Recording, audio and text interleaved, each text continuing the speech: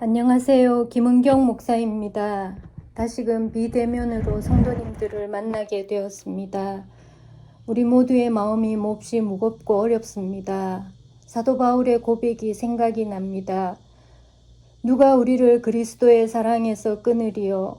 환난이나 공고나 박해나 기근이나 적신이나 위험이나 칼이랴. 기록된 바 우리가 종일 주를 위하여 죽임을 당하게 되며 도살당할 양같이 여김을 받았나이다 함과 같으니라. 그러나 이 모든 일에 우리를 사랑하시는 이로 말미암아 우리가 넉넉히 이기느니라. 내가 확신하노니 사망이나 생명이나 천사들이나 권세자들이나 현재일이나 장래일이나 능력이나 높음이나 깊음이나 다른 어떤 피조물이라도 우리를 우리 주 그리스도 예수 안에 있는 하나님의 사랑에서 끊을 수 없으리라. 아멘. 로마서 8장 35절에서 39절까지 말씀입니다. 우리를 그리스도의 사랑에서 끊을 수 있는 것은 없습니다. 이 어려운 때에 더욱 포도나무 되신 주님께 꼭 붙어 있는 가지가 되고 교회 공동체에 함께 꼭 붙어 있어서 이 어려운 시기를 넉넉히 이기는 성도님들 되시기를 바랍니다. 오늘 본문의 말씀은 열왕기하 21장 10절에서 18절 말씀으로 므낫세의 통치와 마지막을 기록하고 있습니다. 하나님께서는 이스라엘 백성을 출애굽시키실 때 참으로 하실 수 있는 모든 방법으로 이스라엘 백성을 교육시키시고 또 훈련시키셨습니다. 그리고 장차 가나안에 들어가서 어떻게 살아야 할 것을 말씀하시고 또 말씀하셨습니다. 그것이 모세오경입니다. 성경은 모세오경이 뿌리요. 그 이후의 구약의 말씀은 모세오경대로 살았는가 살지 못했는가, 살아서 어떤 복을 받았는가, 살지 못해서 어떤 심판을 받았는가에 대한 기록입니다. 하나님께서는 남유다의 심판의 이유를 분명하게 말씀하십니다. 11절입니다. 유다왕 므낫세가 이 가정한 일과 악을 행함이 그 전에 있던 아모리 사람들의 행위보다 더욱 심하였고 또 그들의 우상으로 유다를 범죄하게 하였도다.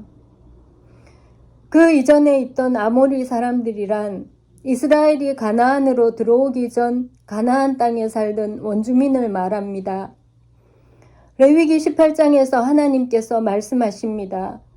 너는 결단코 자녀를 몰렉에게 주어 불로 통과하게 하므로 내 하나님의 이름을 욕되게 하지 말라. 나는 여호와이니라. 너희는 이 모든 일로 스스로 더럽히지 말라.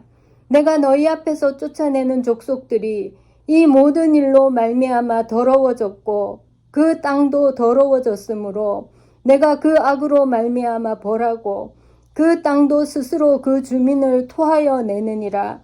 그러므로 너희 곧 너희의 동족이나 혹은 너희 중에 거류하는 거류민이나 내 규례와 내 법도를 지키고 이런 가증한 일에 하나라도 행하지 말라.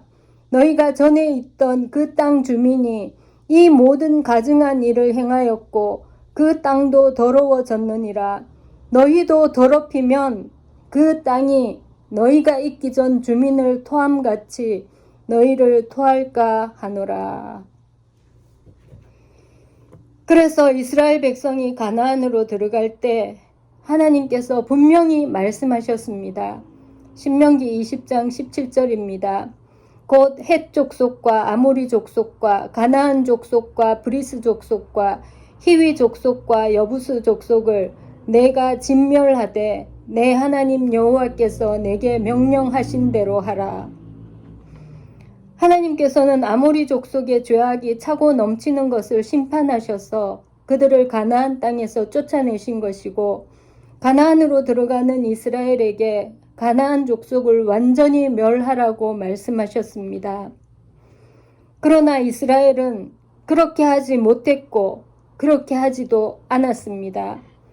그렇게 하지 못한 것은 그들의 안이함 때문이고 그렇게 하지 않은 것은 그들이 가나안 원주민을 종으로 부리기도 하며 그들의 편의를 쫓았기 때문입니다. 이스라엘이 오늘의 결론에 도달한 것은 그래서 당연한 것인지도 모릅니다.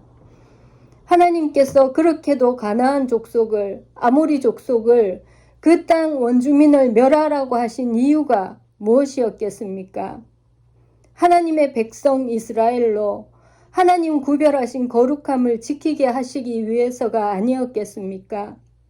그런데 가나안에 들어간 이스라엘은 가나안 원주민을 쫓아내지도 못하고 쫓아내지도 않았습니다. 그러면서 가나안 원주민의 우상 숭배와 그들의 음란함을 곁눈질하고 부러워하고 탐하고 그러면서 그들보다도 더 그들다워졌습니다. 유다왕 므낫세가 이 가증한 일과 악을 행함이 그 전에 있던 아모리 사람들의 행위보다 더욱 심하였습니다. 그에 더하여서 므낫세가 어떻게 했습니까? 16절입니다. 므낫세가 유다에게 범죄하여 여호와 보시기에 악을 행한 것 외에도 또 무죄한 자의 피를 심히 많이 흘려 예루살렘 이 끝에서 저 끝까지 가득하게 하였더라. 10절에서는 여호와께서 그의 종 모든 선지자들을 통하여 말씀하셨다고 기록하면서 그 선지자가 누구인지를 드러내지 않고 있습니다. 당시에도 하나님을 경외하는 사람들은 있어서 므낫세에게 하나님의 말씀을 전파하고 증거하는 사람들이 있었습니다. 그러나 역사 문헌을 보면 므낫세는 자신의 정책을 비판한다고 하여 신실한 믿음의 사람들과 선지자들을 죽였으며 유대인의 전승에 의하면 선지자 이사야도 이 시대에 므낫세에 의해서 톱질로 잔인하게 죽임을 당했다고 기록되어 있습니다. 하나님의 심판이 어찌 이유가 없겠으며 하나님의 심판이 어찌 공정하지 않겠으며 하나님의 심판이 어찌 오래도록 참으시고 기다리심이 없으시겠습니까? 그러나 그러함에도 불구하고 돌이키지 않으면 하나님께서는 공의의 심판을 내리실 수밖에 없지 않겠습니까? 하나님께서 이 세상을 창조하실 때, 하나님께서 에덴 동산을 만드실 때, 하나님께서 아담과 하와를 만드실 때, 하나님께서 이스라엘 백성을 택하실 때, 하나님께서 이스라엘 백성을 출애굽시키실 때, 하나님께서 이스라엘 백성을 가나안에 들이실 때 하나님의 마음이 어떠하셨겠습니까? 하나님의 마음이 꿈꾸지 않으셨겠습니까? 그러나 이스라엘 백성은 번번이 하나님의 마음을 거절하고 하나님의 마음을 배반하고 하나님 백성의 길이 아닌 이방 사람들의 길로 갔습니다.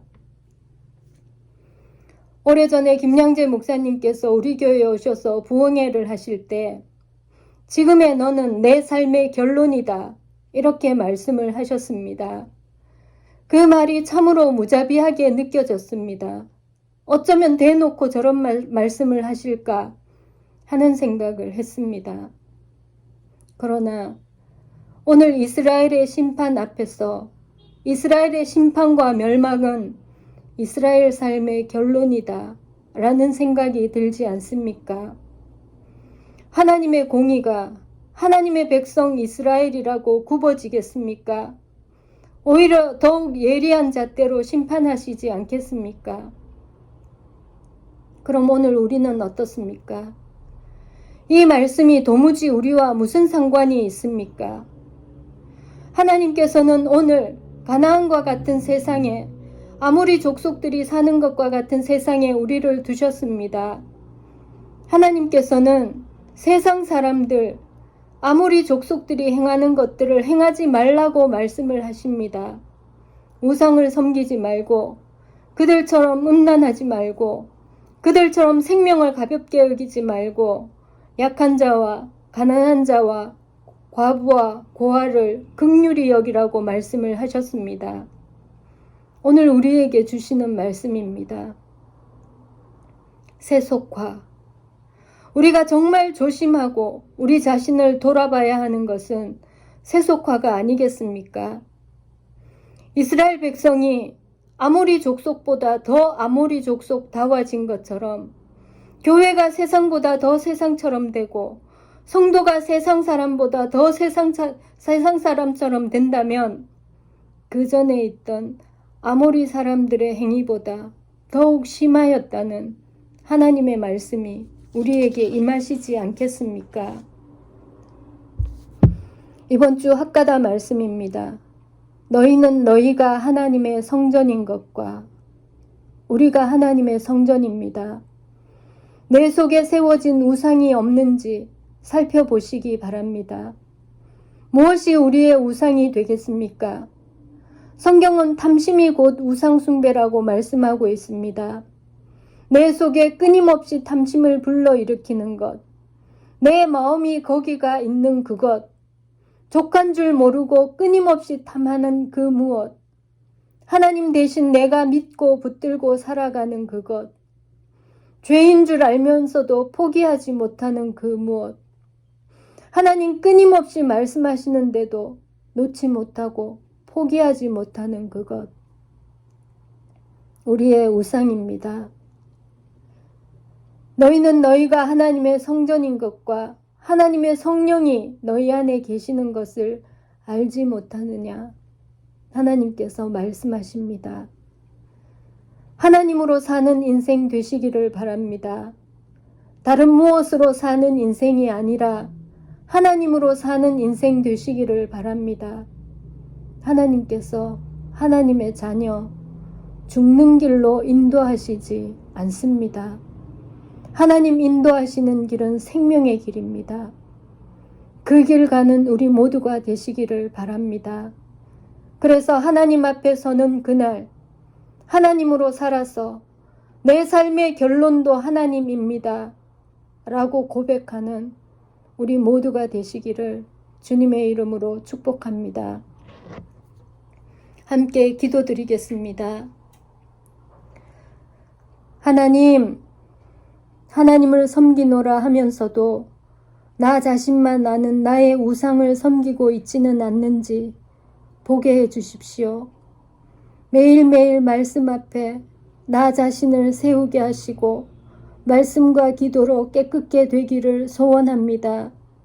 오늘 내가 하나님의 성전인 것과 하나님의 성령이 내 안에 계시는 것을 잊지 않게 해 주십시오.